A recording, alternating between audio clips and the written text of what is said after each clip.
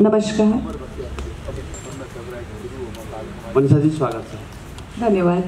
म चाहिँ यहाँ आउँदा असाध्यै हर्षित भएको छु किनभने सर्वप्रथम त मेरो किताब हिल जुन स्वरूपजीले ट्रान्सलेट गर्नुभएको छ जिजीभिषा त्यसको कुराकानी पहिलोचोटक उहाँसँग भेट भइरहेछ। अर्को कुरा यस्तो राम्रो माहौल छ, यस्तो राम्रो यो भिलेज छ। उहाँले चाहिँ एउटा आर्टिस्टिक साहित्यकारहरूलाई चाहिँ इन्करेज गर्ने इन्भाइरोमेन्ट जुन दिनुभएको छ चौधरी ग्रुपलाई म धेरै धेरै धन्यवाद दिन चाहन्छु। र फाइन प्रिन्ट्स निरज भाइ र अजित भाइ दुईजना असाध्यै हार्डवर्किङ र कमिटेड हुनुहुन्छ। उहाँसँग चाहिँ काम मिलेर काम गर्दा म असाध्यै I am very very happy and So I'm looking forward for this conversation. हजुर मनिषा जी तपाईँ बलिउड एक्ट्रेसको रूपमा परिचित हुनुहुन्छ।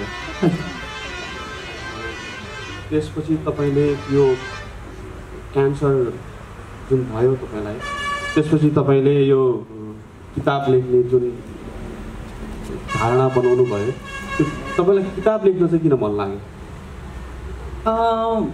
मलाई लाग्छ किताब यस्तो एउटा माध्यम हो जसले पूर्ण रूपमा आफ्नो कुरा राख्न सक्छ।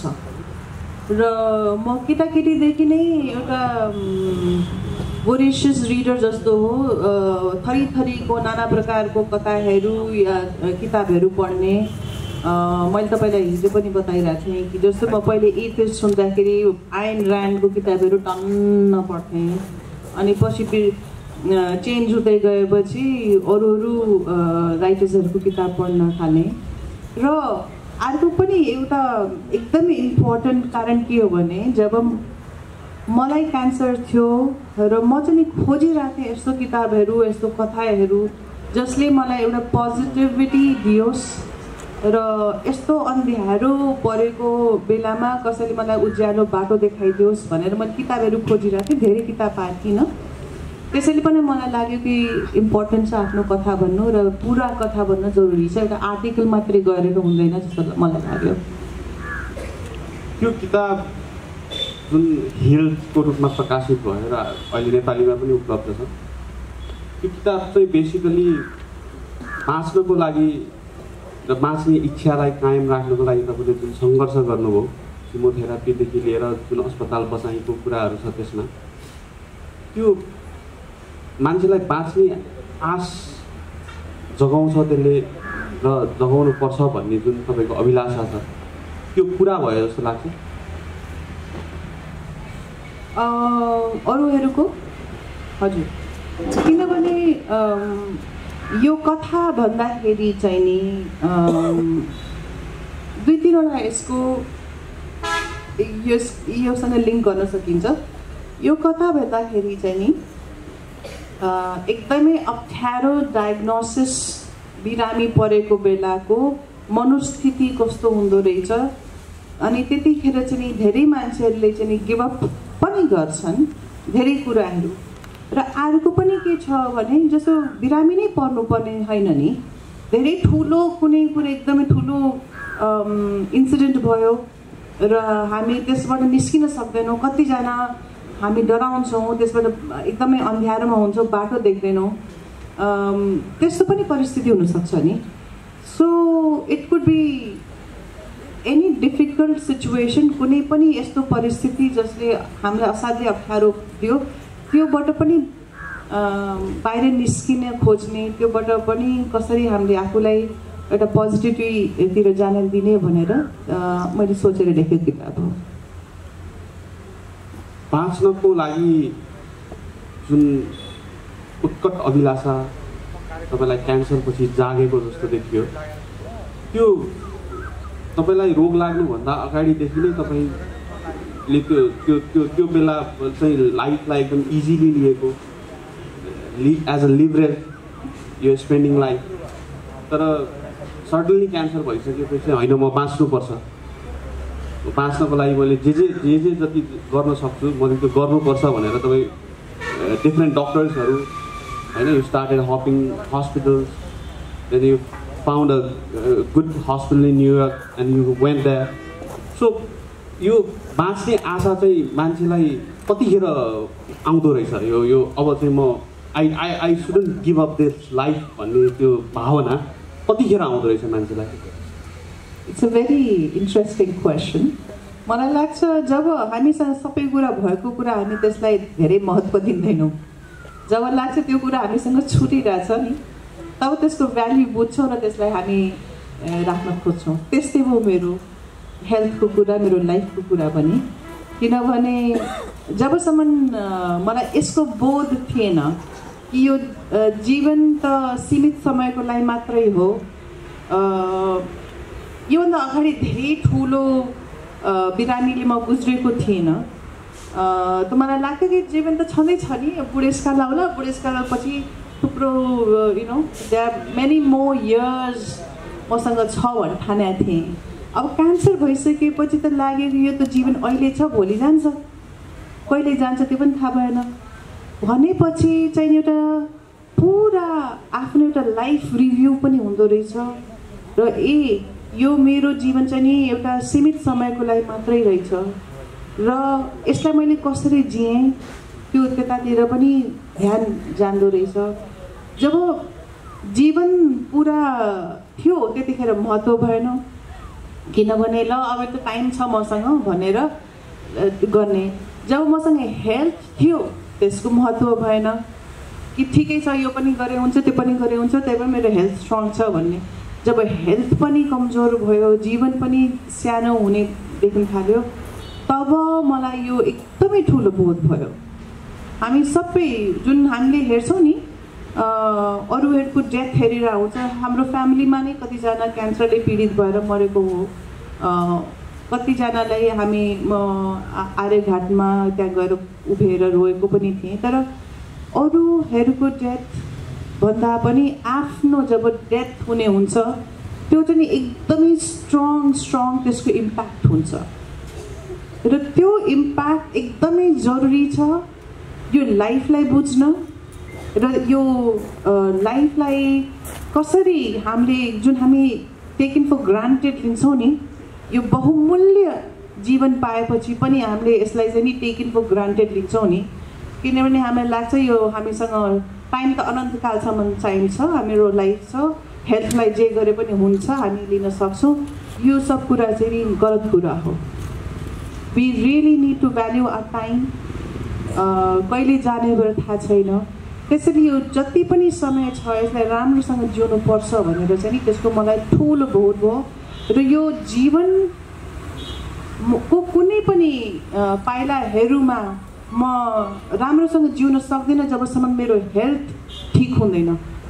कुनै पनि कुराहरू जतिसुकै पैसा होस्, जतिसुकै ग्ल्यामर होस्, जतिसुकै त्यो होस्, जबसम्म मेरो हेल्थ ठिक हुँदैन म केही पनि त्यसको काम गर्न सक्दिनँ, म त्यसको आनन्द लिन सक्दिनँ, राम्रोसँग जिउन सक्दिनँ, बाँच्न सक्दिनँ.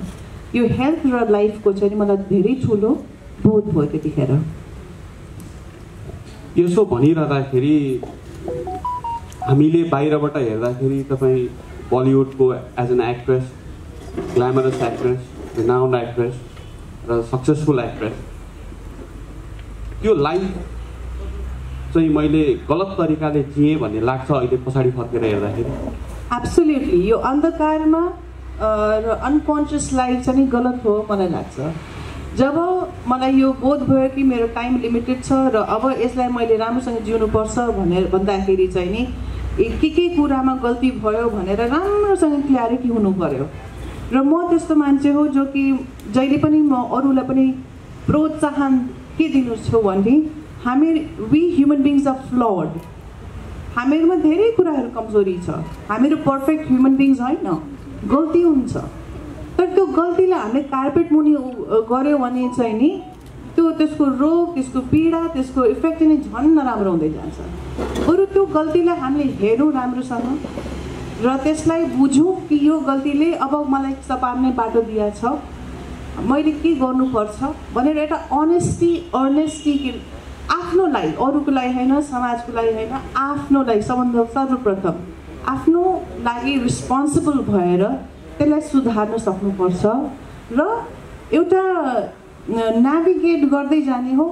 यो पनि हैन कि पर्फेक्सन भनेको त हाम्रो एउटा हेडमा मात्रै हुन्छ। हामीहरू सबैलाई थाहा छ relationships are flawed, we human beings are flawed, र हामीले आफ्नो फ्लडलाई चाहिँ नि एउटा स्ट्रिक्ट प्रिन्सिपल भनेर होइन कि एउटा मायालु आमा जस्तो गरेर सही बाटोमा ल्याउनुपर्छ मलाई लाग्छ। त्यो लाइफलाई त्यसरी इजिली लिएर हिँडिरहेको मान्छेलाई एकैचोटि ब्रेक लागेर त्यो झट्का दिइसकेपछि त जुन 360 डिग्री चेन्ज आयो नि तपाईँको लाइफमा, त्यसले तपाईँलाई कस्तो मान्छे बनायो जस्तो लाग्छ अहिले आज यो कुर्सीमा बसेर सोच्दाखेरि? तपाईँ बलिउड एक्ट्रेसबाट चेन्ज भएर तपाईँ अब कस्तो मान्छे हुनुभएछ? मलाई धेरै कुरा त थाहा छैन, तर I think couple of changes चाहिँ भएको होला। एउटा त क्ल्यारिटी, म के गर्दिनँ, र म एउटा यो सबै गुज्रिसकेपछि पनि म आफूले यत्रो धेरै विद्वान भएको मान्छे भन्दिनँ।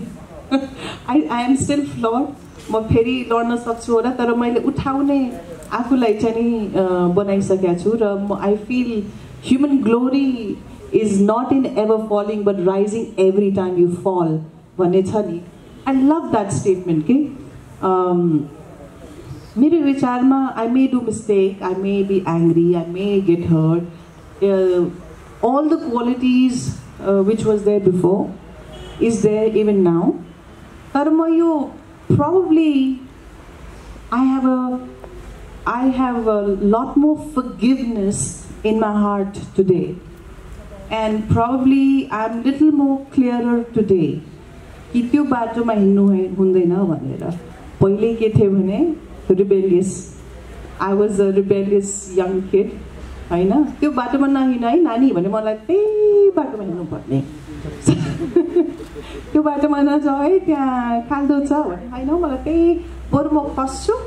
अनि त्यो अब चाहिँ नि म बरु आफ्नो एल्डर्सको आफ्नो उहाँहरूको चाहिँ नि सजेसन सुन्छु होला, त्यतिखेर सुन्दिनँ थिएँ। अहिले त्यसो भन्दै गर्दा पास्ट लाइफको 3टा कुरा चेन्ज गर्नु पर्यो भने तपाईँ केलाई चेन्ज गर्न चाहनुहुन्छ? ओके, म यो कुरा तपाईँलाई भन्छु with the request to my listeners everywhere, everybody has to follow their own path. Probably we can be a little bit of a torch bearer to others, but ultimately you have to walk your path. Ultimately you have to navigate your own this thing. त्यसैले म धेरै advice चाहिँ दिनलाई हिचकिचाउँछु। मलाई चाहिँ मलाई लाग्छ everybody has their own space. But coming from my perspective, coming from the lessons that I have learned, अघि मैले भनेकै कुराहरूमा छ, कुनै पनि कुरा जसले मलाई हार्म गर्छ म त्यो कुराबाट पर बस्छु, whether it's emotional, physical, mental, it could be anything, right? Secondly, आफ्नो health, आफ्नो well-being चाहिँ नि हाम्रो responsibility हो. We can chase our dreams. We must have के भन्छ नि एउटा गोल र एम्बिसन हाम्रो हुनुपर्छ र हामी त्यतिखेर हार्ड वर्क गर्नुपर्छ। तर त्यो मात्रै रहन्छ कि त्योभन्दा त्यो प्रोसेसमा चाहिँ नि आफूलाई बिर्सिनु हुँदैन भन्ने मलाई लाग्छ। कुनै कुरा चेज गर्दाखेरि चाहिँ नि अलवेज अलिकति ठहराव, अलिकति स्थिरता, अलिकति आफूलाई हेर्ने त्यो पनि हेर्नुपर्छ। र मैले बुझेको लाइफ चाहिँ एउटा एक्सटर्नल वर्ल्ड र इन्टर्नल वर्ल्ड दुइटै इम्पोर्टेन्ट हो। हामी एक्सटर्नल वर्ल्डमा धेरै महत्त्व दिन्छौँ, जस्तो ठुलो गाडी, ठुलो बङ्गला, ठुलो XYZ एन्ड धेरै पैसा, accumulation and all that, which is fine. There is no harm in going and chasing that. But your internal world is equally important, जस्तो कि हाम्रो peace of mind, हैन? र हामी कति खुसी छौँ आफूबाट, आफ्नो समाजबाट, आफ्नो तरिकाबाट, आफ्नो काम गर्ने शैलीबाट, आफ्नो लाइफबाट हामी कति खुसी छौँ त्यो पनि हामीले हेर्नुपर्छ मलाई लाग्छ। किनभने अन्धाधुन कसैले त्यो बनाएछ भनेपछि अन्धाधुन त्यसैको पछाडि जानु चाहिँ मलाई अलि उचित छैन जस्तो लाग्छ। र एक्सटर्नल अचिभमेन्ट उत्तिकै इम्पोर्टेन्ट हो जतिकै इन्टर्नल पिस अफ माइन्ड र happiness and self respect, dignity, all that is equally important. मृत्युलाई त्यति नजिकबाट देखिसकेपछि जीवन बाँच्न कतिको सहज हुँदो रहेछ? मलाई त every day is a gift of God भन्ने लाग्छ। Every day is a gift. म त मर्छु नै छिटो भन्ठानेको थिएँ र त्यसपछि बाँचेको 8 वर्ष भइसक्यो। So I am really grateful यो 8 वर्ष मैले जिउन पाएँ र राम्रोसँग हेल्दी भएर जिउन पाएँ। त्यसले मलाई चाहिँ नि एउटा पर्सेप्सन लाइफको चाहिँ नि भन्छ नि बर्ड्स आई भ्यू भन्दा वर्म्स आई भ्यू भन्दा पनि एउटा बर्ड्स आई भ्यू हुनुपर्छ भनेर त्यो बोध चाहिँ नि गराइदियो मलाई। तपाईँले किताबमा पनि उल्लेख गर्नुभएको छ, तपाईँ रोगबाट तङ्ग्रिँदै गर्दाखेरि तपाईँ अध्यात्मतिर अलिक बढी केन्द्रित हुनुभयो र अध्यात्मले तपाईँलाई हिल्ड हुनको लागि पनि धेरै हदसम्म मद्दत गर्यो। तपाईँ रोग लाग्नुभन्दा अगाडि पनि अध्यात्म केन्द्रित हुनुहुन्थ्यो वा रोग लागिसकेपछि अब चाहिँ यो सबै संसार मिथ्या रहेछ मिथ्या त भन्दिनँ, यो संसारमा नै बाँच्नु छ मलाई, मैले मिथ्या त भनेको छैन। तर अध्यात्म भने यो संसारलाई त्याग्ने पनि त होइन नि, यो संसारमा कसरी राम्रोसँग ह्याप्पीली जिउने पनि हुनसक्छ नि। अनि भौतिक त्यसलाई त मैले नकारै छैन, बट आध्यात्मतिर पनि दिनुपर्छ ध्यान भनेर मेरो सोचाइ हो। त्यो आध्यात्मिक चेतना चाहिँ कतिखेर जागृत भयो? त्यो अध्यात्मले चाहिँ मलाई मेरो पाठलाई चाहिँ एउटा दोहोऱ्याउनको लागि, मेरो अगाडिको जीवन सिधा बाटोमा लैजानको लागि चाहिँ मलाई अध्यात्म चाहिन्छ भन्ने तपाईँलाई त्यो बोध कहिले भयो र त्यो त्यसमा कसरी लाग्नु भयो? बेसिकली हेर्नुहोस्, पहिले जब म चाहिँ नि एथिस्टबाट सिकर मेरो जर्नी हो होइन। अब जब मैले बुझ्दै गएँ त त्यतिखेर म आई थिङ्क स्पिरिचुअल जङ्की भन्छ नि, I go to this spiritual school, त्यसपछि म अर्को स्पिरिचुअल स्कुल जस्तो ओशोमा पनि जाने, अनि उता श्रीको पनि घरमा अलिअलि सिक्ने, अनि यता पनि जाने। म चाहिँ नि यता हप स्किप गरिरहेको थिएँ। अनि पछि चाहिँ नि मलाई लाग्यो होइन, अल्टिमेटली सबैले एउटै नै गोलमा लोग्ने हो।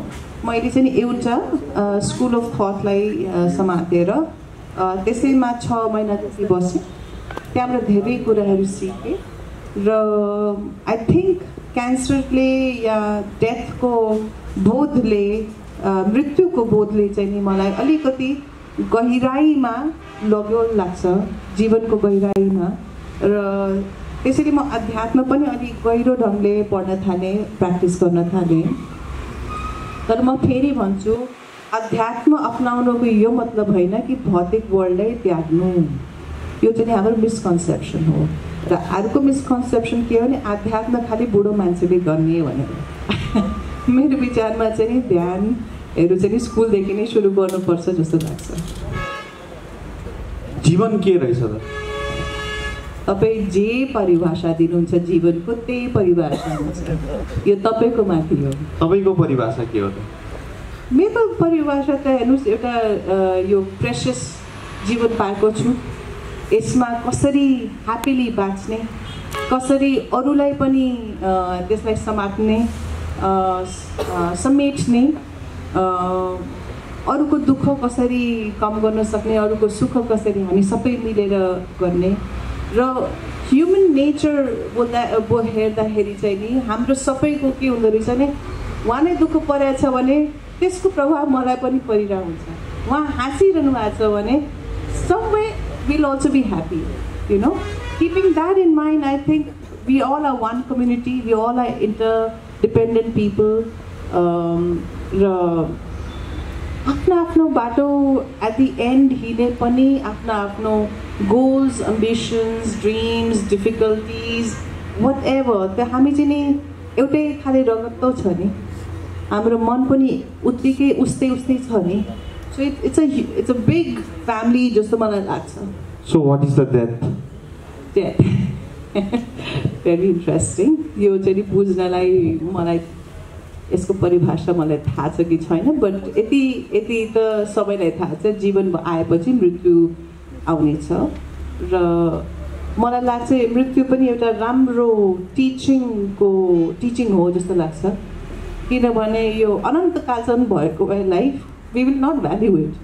अब जब हामीलाई थाहा छ कि यो हाम्रो टाइम लिमिटेड छ र लिमिटेड टाइममा चाहिँ नि हामीले राम्रो काम गरेर निस्किनुपर्छ भन्छौँ नि, so we will probably value the life much more. के तपाईँले मृत्युकै बारेमा किताबमा लेखिरहँदाखेरि न्युयोर्कको त्यो ल्याभिस होटलमा म यही डेथ बेडमै म जुन बेडमा पल्टिरहेको छु यो नै मेरो डेथ बेड भयो भने this will be a lavish death and I think I will probably enjoy this भनेर भन्नुभएको छ. So should death be a lavished or cherished? How do you feel? Again, I will remind you, the definition is in you.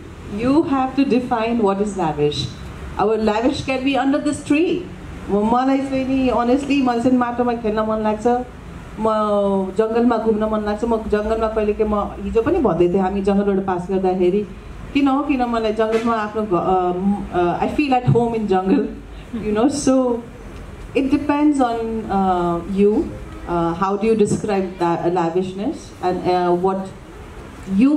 what value you bring in? कसैलाई 5 star lavish हुन सक्छ, कसैलाई यस्तो रमाइलो ठाउँ पनि नेचरमा पनि lavish हुन सक्छ. मेरो लागि nature is the most lavish thing मलाई मेरो विचारमा चाहिँ. त्यो तपाईँले अहिले यो रुखमुनि पनि lavish नसक्छ भनेर भनिरहँदाखेरि त्यो पर्सेप्सन त तपाईँको चेन्ज त्यो चेन्ज तपाईँको त पछि आएको नि त. त्योभन्दा अगाडि त तपाईँलाई त्यो मैले अघि जुन ल्याभिस डिस्क्राइब गरेँ तपाईँले त्यसलाई नै ल्याभिस ठानिरहनु भएको थियो भन्ने पोर्ट्रेट चाहिँ बुकले दिन्छ. How do you define that? होइन, what I am saying, I am very comfortable in my glamorous avatar in 5 star or 7 star.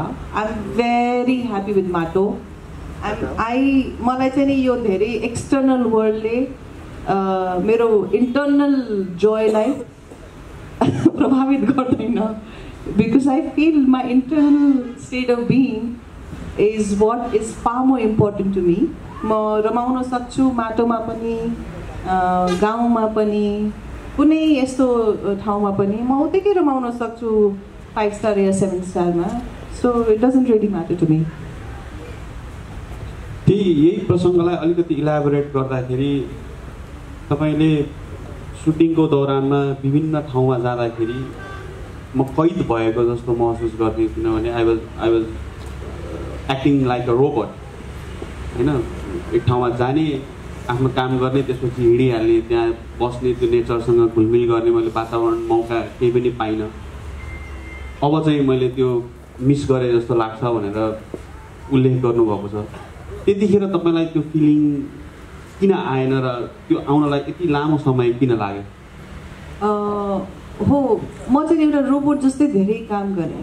त्यो मेरो चाहिँ नि अर्ली ट्रेनिङै के थियो भने काम काम काम काम काम गर्ने. म वर्कहलिक, 17-18 घन्टा काम गर्ने. सन्डे या स्याटरडे त यहाँ, तर हाम्रो त्यो केही कन्सेप्टै थिएन कि 7 दिन भने 7 दिनै काम गर्ने. हलिडे भनेको कुनै कन्सेप्टै थिएन. र धेरै वर्ष मलाई लाग्छ 10-15 वर्ष 20 वर्ष होइन, 15देखि 20 वर्षसम्म चाहिँ मैले त्यसरी नै काम गरेँ.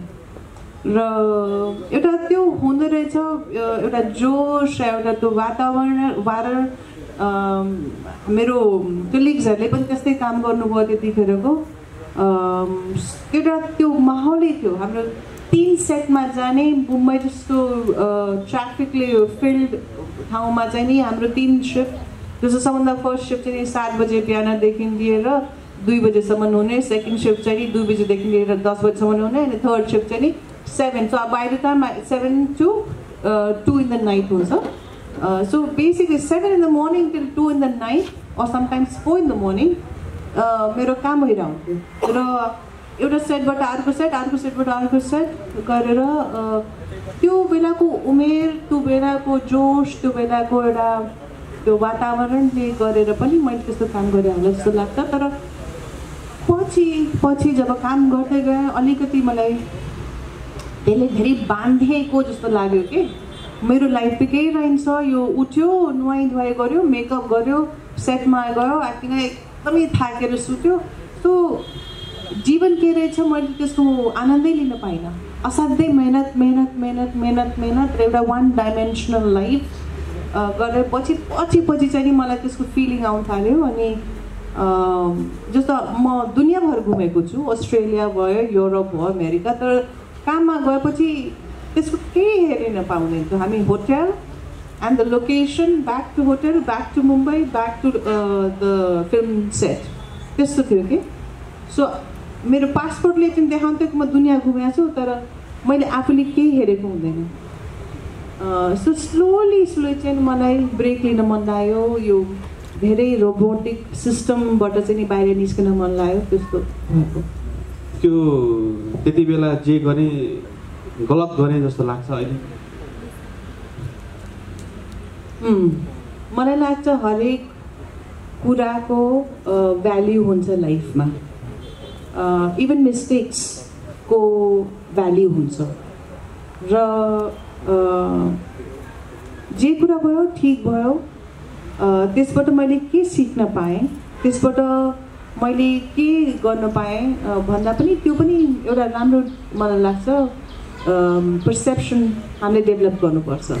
म चाहिँ नि धेरै त्यो होइन कि पछाडि हेरेर आफूलाई कोस्ने या त्यस्तो भए कस्तो हुन्थ्यो होला, या बेचारा म एउटा भिक्टिम कार्ड खेल्ने आजकल अलिकति चलन बढिरहेको छ.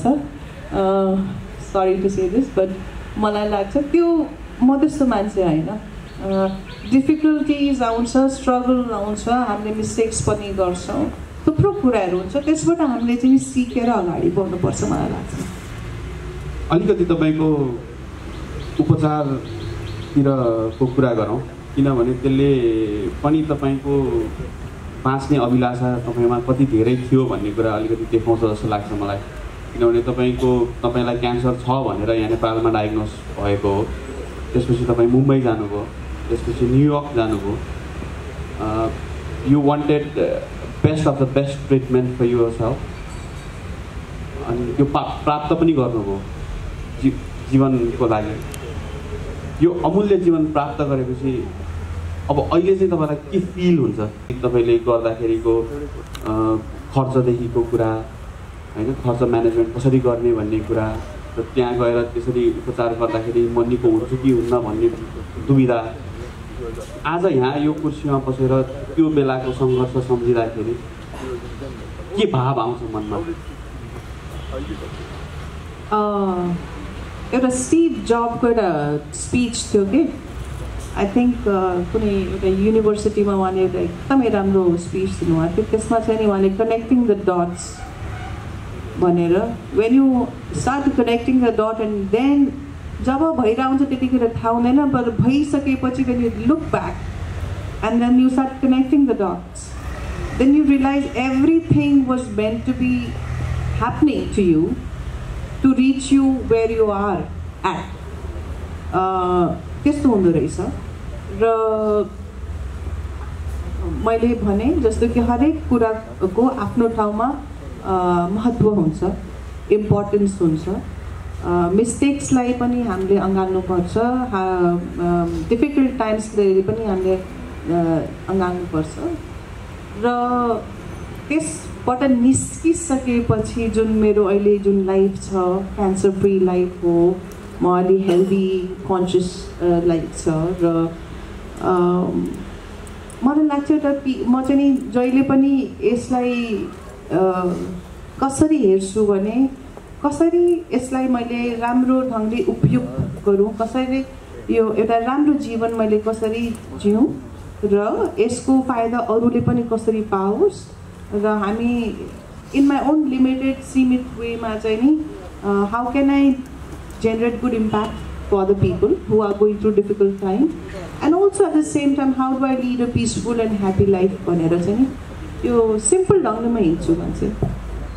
तपाईले जुन प्रकारको उपचार पाउनुभयो त्यो तपाईको ब्याकग्राउन्डले गर्दाखेरि पनि त्यो धेरै हदसम्म सम्भव भयो र अहिले एज अ क्यान्सर एक्टिभिस्ट तपाईँ क्यान्सर अवेरनेस प्रोग्रामहरू पनि चलाउनुहुन्छ र नेपाल जस्तो देशमा जहाँ चाहिँ स्वास्थ्यको यो संरचना एकदम कमजोर छ यस्तो ठाउँमा बसेर त्यो बेलाको तपाईँले गरेको सङ्घर्षलाई सम्झिँदाखेरि त्यसलाई कसरी त्यो डटलाई चाहिँ कसरी कनेक्ट गर्नुहुन्छ?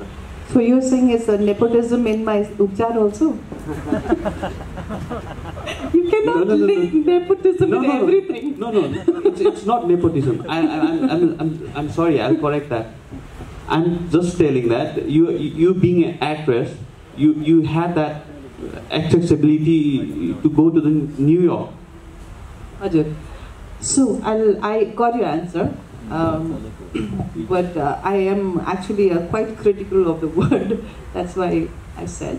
Basically, I was blessed, and thank God, I was in a profession which had given me some money, and by some, I'm not the person who collects money, by the way, I'm not money savvy person. So by some reasons I had enough, and I was able to treat my disease, and I was able to fly to New York and get a good doctor, rather the best oncosurgeon, and one of the best oncologists, सँग treatment दिन पाएँ, which I feel was a blessing in disguise. So it was really nice. Having said this, अर्को पनि कारण के हो भने त्यहाँ 2-3 कारण छ, जस्तो कि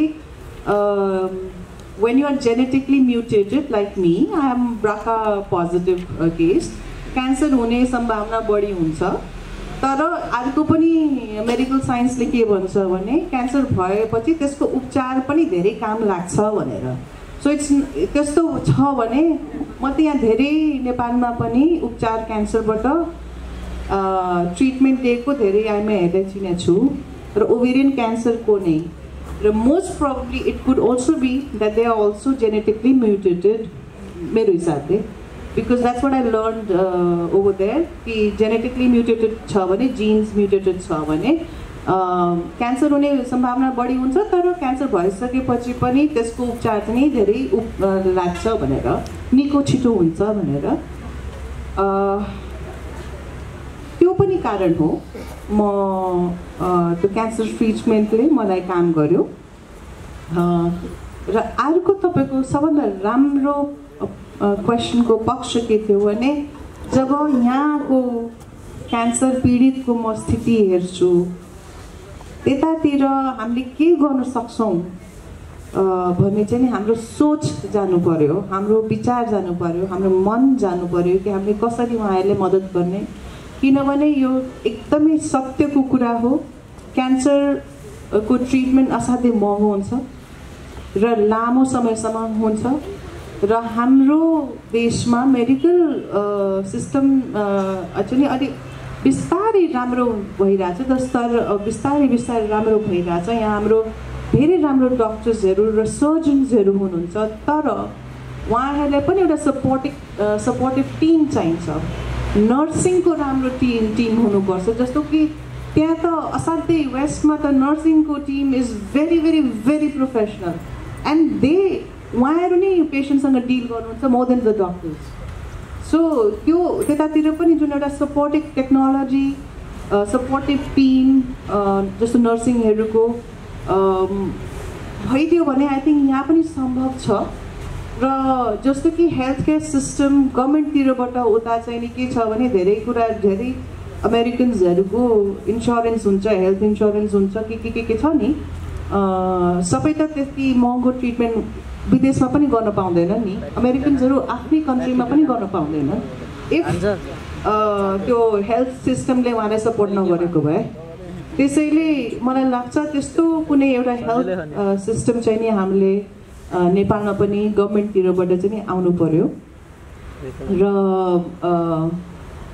एज अ हामी समाजमा बसेकोले पनि कुनै वर्ग पीडित छ, कुनै बिरामी छ, कोही बिरामी छ, हामीले कसरी उहाँलाई मद्दत गर्न सक्नुपर्छ भनेर त्यतातिर पनि हामीले सोच्नु पर्यो।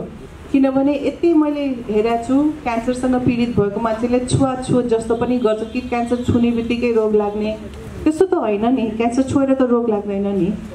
त्यसैले हामीले कसरी उहाँहरूलाई चाहिँ नि हाम्रो कोही चिनेको मान्छे छ भने कसरी इमोसनली मद्दत गर्न सक्छौँ, कसरी उहाँको मनोबल बढाउन सक्छौँ भनेर पनि हामीले एज अ सचेत नागरिक एउटा असल मान्छे भएर पनि हामीले मद्दत गर्न सक्छौँ र अफकोर्स गभर्मेन्टतिरबाट र समबडी हु लाइक मी जसले यो पीडाबाट गुज्रिसकेका छ र थाहा छ यो पीडामा कति पेन छ, कति स्ट्रगल छ। म त्यसलाई आफ्नो ढङ्गले मद्दत गर्न गरिरहेको छु र पहिलेदेखि नै गरिरहेको छु, तर सानो स्केलमा गरिरहेको छु। मलाई थाहा छ मैले अरू ठुलो ढङ्गमा गर्न पाऊँ, मलाई चाहिँ आशा छ त्यसमा। यो नयाँ जीवनलाई अबको दिनमा तपाईँले अघि भन्नुभयो यो हरेक दिन मेरो लागि नयाँ गिफ्ट जस्तो छ भनेर, यसलाई how do you plan to utilize this for the betterment of the people and yourself? टाढा हुनुभएको छ अथवा अहिले पनि नजिकै हुनुहुन्छ, के छ? होइन, मलाई लाग्छ म मेरो लास्ट ब्रेथसम्म सिनेमासँग म जुडेको हुन्छु। मलाई लाग्छ मलाई असाध्यै मनपर्ने क्षेत्र हो सिनेमा। एउटा यस्तो राम्रो स्ट्रङ प्लेटफर्म आफ्नो कथा भन्न पाउने या अरूहरूको कथाहरू भन्न पाउने मलाई चाहिँ नि असाध्यै मनपर्ने हो। सिनेमा कहिले गरौँला मलाई थाहा छैन, तर गरिरहने छु, मलाई यति चाहिँ नि विश्वास छ। अघि नै मलाई यहाँ टाइम देखाएर गइसक्नु हो। म अन्तिम प्रश्न गर्छु। तपाईँलाई यो आफूले लेखेको हिल इङ्ग्लिसमा जुन लेख्नुभयो त्यो नेपालीमा ट्रान्सलेट गर्नुपर्छ भनेर कहिले लाग्यो र किन लाग्यो? त्यो तपाईँले ट्रान्सलेट गरिदिनु भयो र त्यसको मैले धेरै राम्रो फिडब्याक पाएँ, त्यसले धेरै धेरै धन्यवाद स्वरूप। धन्यवाद। तर मलाई लागेको थियो यो कथा नेपालीमा पनि भनिनुपर्छ, किनभने धेरै